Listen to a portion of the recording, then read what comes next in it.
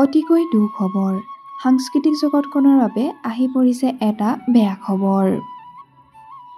ভয়ংকৰ দুৰ্ঘটনাত পতিত হৈছে জনপ্ৰিয় গায়কজন।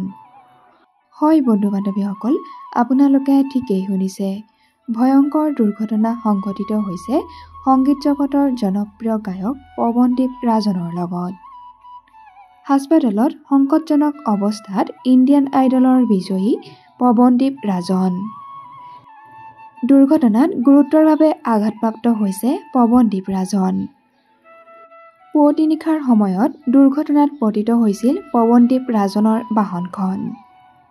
বৰ্তমান মুম্বাইৰ এখন ব্যক্তিগত চিকিৎসালয়ত চিকিৎসাধীন অৱস্থাত আছে পৱনদ্বীপ ৰাজন।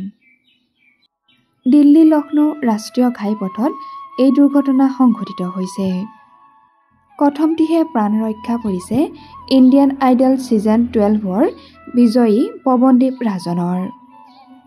ৰাষ্ট্ৰীয় ঘাইপথত ৰখাই থোৱা কণ্টেইনাৰত খুন্দা মাৰিছিল পৱনদ্বীপ ৰাজনৰ বাহনখনে।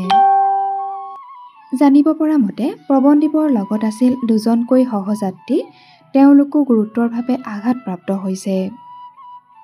জনপ্ৰিয় গায়কজন যাতে সোনকালে সুস্থ হৈ আমাৰ মাজলৈ ঘূৰি আহে তাকেই প্ৰাৰ্থনা কৰিছোঁ।